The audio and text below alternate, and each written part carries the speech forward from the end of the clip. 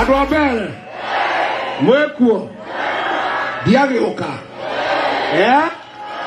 niliona huyu Kasongo na Karinda wanataka kuuzia Wabere uoga ati wawatishe. Nikasema nimekuja hapa kuchunga watu ya Mbere na heshima watu ya Mbere.